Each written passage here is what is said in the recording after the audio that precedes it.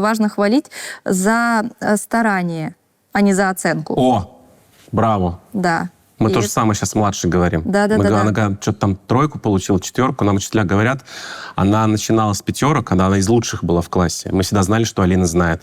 А сейчас она говорит, что вот меньше.